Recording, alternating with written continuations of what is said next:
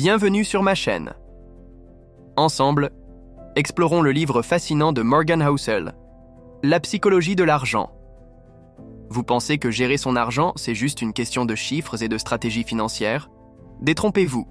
L'auteur nous montre que l'argent est avant tout une question de comportement, de décisions influencées par nos émotions, nos expériences et notre perception du monde.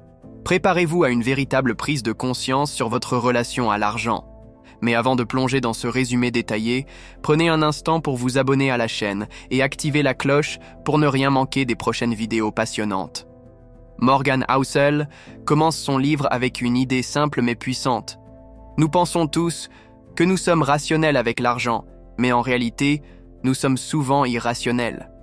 Nos décisions financières sont influencées par notre histoire personnelle, notre éducation et même par des événements dont nous n'avons pas conscience. Ainsi, une personne ayant grandi en période de crise économique développera une relation totalement différente à l'argent qu'une personne ayant grandi en période d'abondance. Le premier grand enseignement du livre est que l'intelligence financière n'est pas une question de savoir, mais de comportement. Vous pouvez avoir toutes les connaissances économiques du monde, mais si vous ne savez pas gérer vos émotions face à l'argent, vous risquez de tout perdre. L'auteur illustre cela avec des exemples frappants. Des investisseurs brillants qui ont tout perdu à cause de leur excès de confiance, et des gens ordinaires qui ont amassé des fortunes grâce à leur discipline et leur patience. Une autre idée marquante du livre est que la richesse ne se voit pas. Souvent, nous avons tendance à associer richesse et signes extérieurs de richesse, les belles voitures, les grandes maisons, les montres de luxe. Mais Housel nous rappelle que ce que nous voyons, ce sont des dépenses, pas des richesses. Les vraies richesses sont invisibles. Ce sont les comptes d'épargne bien garnis, les investissements intelligents et la liberté financière. Et parlons justement de cette liberté financière. L'auteur insiste sur le fait que l'argent doit être utilisé pour acheter quelque chose d'encore plus précieux que les biens matériels, la liberté. Être riche, ce n'est pas avoir plus de choses, c'est avoir plus de contrôle sur son temps, pouvoir choisir ce que l'on fait, avec qui et quand. Une idée simple mais révolutionnaire. Le livre aborde aussi l'importance de l'épargne, pas seulement pour un objectif précis, mais aussi pour faire face aux imprévus. L'auteur explique que la vie est pleine d'aléas et que ceux qui réussissent financièrement sont ceux qui ont su anticiper les coups durs en mettant de l'argent de côté. Il raconte d'ailleurs comment certaines fortunes se sont construites simplement grâce à la patience et à la persévérance.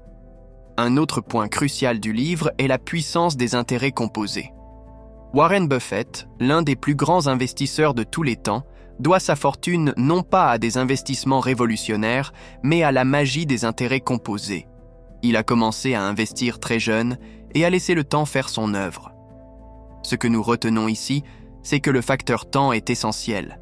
Il vaut mieux investir tôt et régulièrement que de chercher le placement miracle.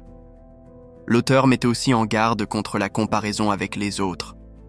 À l'ère des réseaux sociaux, nous avons tendance à nous comparer constamment, ce qui peut nous pousser à prendre de mauvaises décisions financières juste pour suivre le mouvement.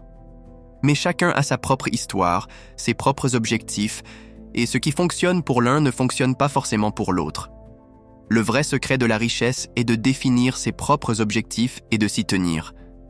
Un aspect souvent sous-estimé que l'auteur met en avant est l'importance de la frugalité. Contrairement à ce que l'on pourrait penser, accumuler de l'argent n'est pas une question de revenus élevés, mais de dépenses maîtrisées. Ce n'est pas ce que vous gagnez qui vous rend riche, mais ce que vous ne dépensez pas. Housel nous invite à adopter une vision minimaliste et à réfléchir à la vraie valeur des choses que nous achetons. Cette approche permet d'éviter les pièges de la surconsommation et de se concentrer sur ce qui est réellement important, la stabilité financière et la sérénité. Autre point clé, la gestion des risques. Trop de gens prennent des décisions financières basées sur des prévisions incertaines. Housel insiste sur le fait que personne ne peut prédire l'avenir économique avec certitude. La meilleure stratégie est donc de diversifier ses investissements et d'adopter une approche prudente. L'objectif n'est pas de maximiser les gains à court terme, mais d'éviter les erreurs fatales qui peuvent anéantir des années d'efforts. Enfin, Morgan Housel nous rappelle que l'humilité et la prudence sont les clés d'une gestion financière saine. La finance est un domaine imprévisible, Et vouloir tout contrôler est une illusion.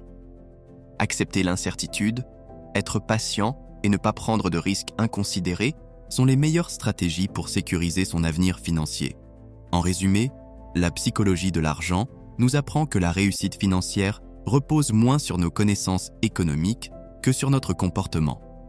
L'épargne, la patience, la discipline et la capacité à gérer nos émotions sont bien plus importantes que la quête du placement parfait. Si vous appliquez ces principes, vous êtes déjà sur la bonne voie vers une meilleure gestion de votre argent. Si cette vidéo vous a plu, n'hésitez pas à laisser un pouce bleu et à la partager avec vos proches. Et surtout, abonnez-vous à la chaîne pour ne rien manquer des prochains résumés de livres inspirants. Et si vous voulez aller encore plus loin, procurez-vous le livre. Le lien est en description. À bientôt sur cette chaîne.